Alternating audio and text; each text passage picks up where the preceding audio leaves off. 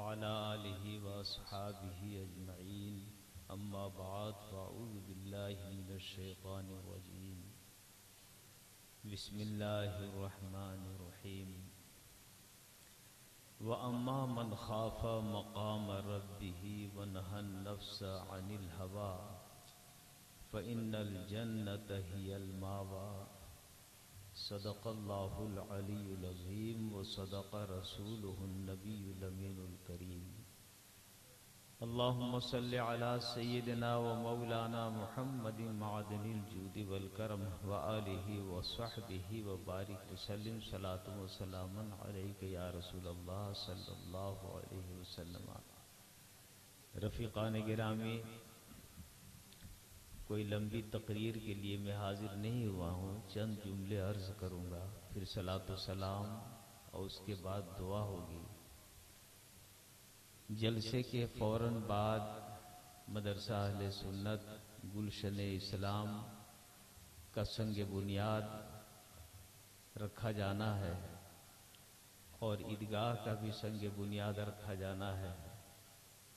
آپ حضرات تشریف رکھیں اور اس سنگ بنیاد میں بھی شرکت کر لیں.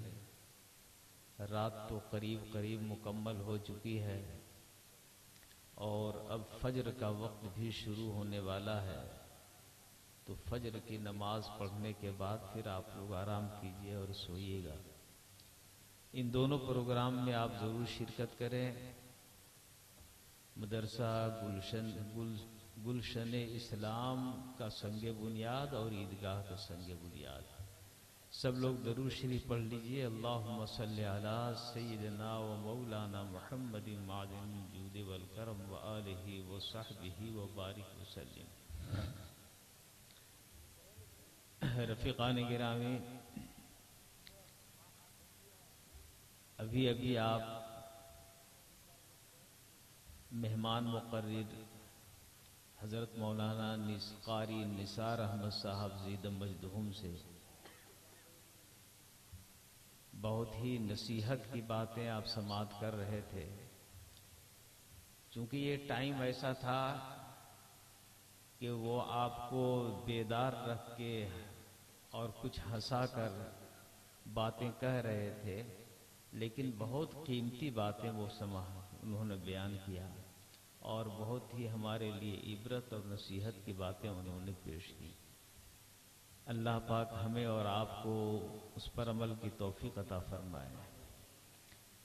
میرے بھائی، مسلمان کسی بھی حال میں ہو، بہت ہی گزرے ہوئے حال میں ہو اور حالات جیسے بھی ہوں، لیکن ہر مسلمان کی نیت یہ ہوتی ہے کہ ہمارا عقبہ، ہماری آخرت اچھی ہو. بولیے ہے کہ نہیں ہے؟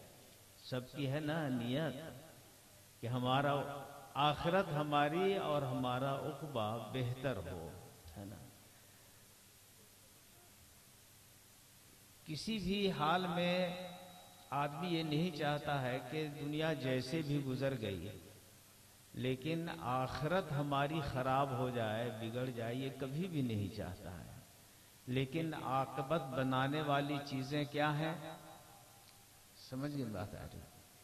ہمارے آقا سید عالم جناب محمد الرسول اللہ صلی اللہ علیہ وسلم سے صحابہ نے عرض کیا، یا رسول اللہ، آپ کی امت میدان محشر میں کس نشانی سے پہچانی جائے گی؟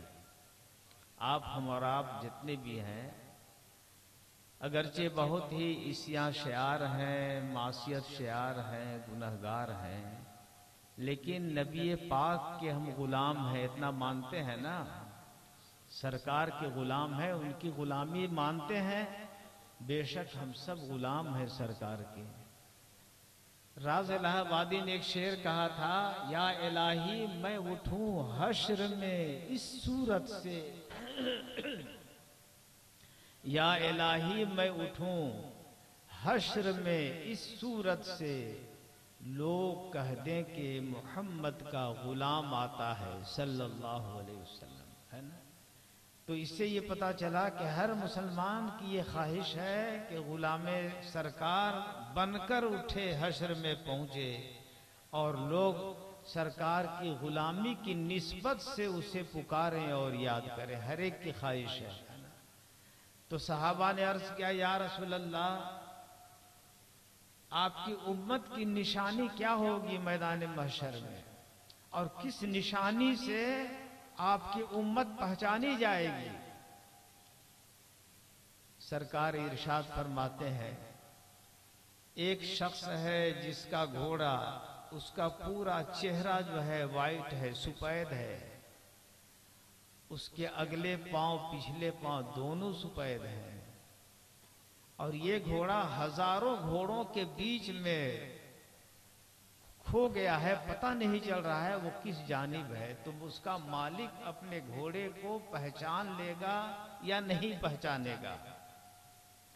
صحابہ نے عرض کیا، یا رسول اللہ، جب اس کے گھوڑے کی نشانی یہ ہے کہ اس کا چہرہ سفید ہے، اگلے پاؤں پچھلے پاؤں دونوں سفید ہیں، اور یہ نشانی کسی اور گھوڑے میں موجود نہیں ہے، صرف اسی کے گھوڑے میں وہ نشانی ہے، تو یقیناً وہ اپنے نشانی سے اپنے گھوڑے کو نکال لے گا اس بھیڑ بھاڑ سے، اور گھوڑوں میں پہچان لے گا کہ یہی میرا ہے۔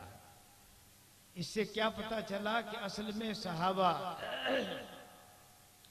یہ سوال اس لیے کر رہے تھے کہ میدان محشر میں سرکار اپنی امت کو کس نشانی سے پہچانیں گے اور اپنے امت کو اپنی شفاعت سے کس طرح نوازیں گے۔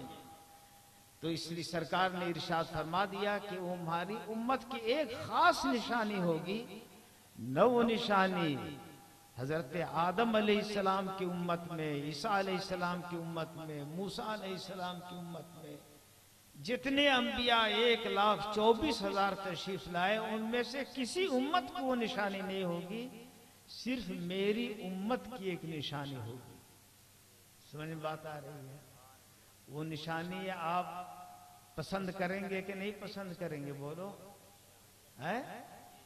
وہ نشانی جو سرکار کے غلاموں کی نشانی ہے، سرکار کے جان نثاروں کی نشانی ہے، وہ نشانی جو نبی کریم صلی اللہ علیہ وسلم کی شفاعت جن کو حاصل ہونے والی ہے، بخشش والی امت ہے، اس کی نشانی کیا ہے؟ میرے بھائیوں، میں سمجھتا ہوں کہ ہر مسلمان کی یہ خواہش ہوتی ہے کہ وہ نشانی ہم کو ملے، ہے کہ نہیں ہے؟